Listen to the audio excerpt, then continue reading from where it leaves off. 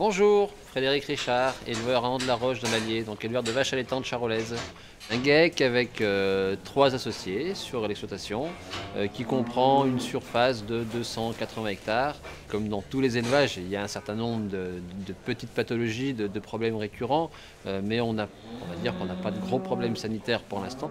Aussi parce qu'on essaie de mettre l'accent sur la prévention, d'une part sur une meilleure immunité des animaux, pour qu'elles puissent se défendre au maximum contre toutes les agressions extérieures. Et puis on prend un soin tout particulier à ce que les animaux soient en bonne santé. Pour qu'elles soient en bonne santé, ça passe, à mon sens, par une bonne alimentation, donc avec des fourrages de qualité, des fourrages sains.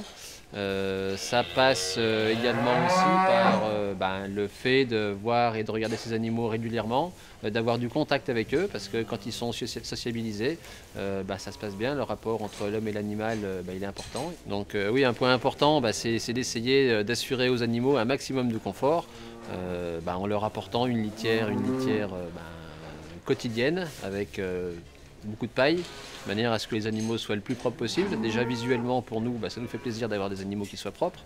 Là c'est encore pas le cas parce que c'est un petit peu tôt en saison, mais habituellement toutes les vaches sont tondues, donc on dégage les queues, on dégage sur le dos.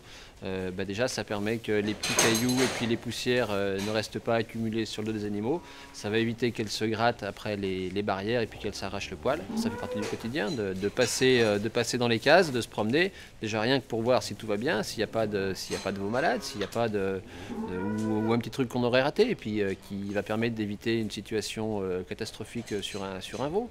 Mais rien que ce passage régulier, ça permet de les habituer. Et puis on se rend compte que ils sont pas sauvages, quoi. Dès qu'ils voient quelqu'un, ils vont pas courir avec le bout du bâtiment et puis être en tas complètement apeurés. Alors on se rend compte que finalement autour des élevages et puis des fermes en général gravite beaucoup de monde, beaucoup de techniciens qui sont là pour nous aider dans nos activités quotidiennes.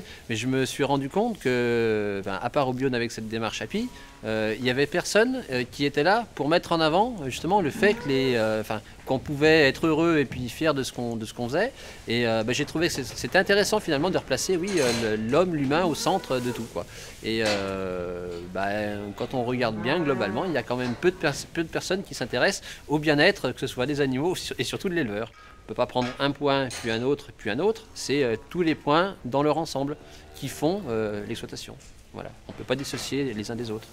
Et c'est là que c'est ce que je trouve intéressant dans cette démarche API, c'est qu'on regardait les choses en prenant du recul et d'une manière globale, pour se concentrer sur le bien-être des animaux et des éleveurs.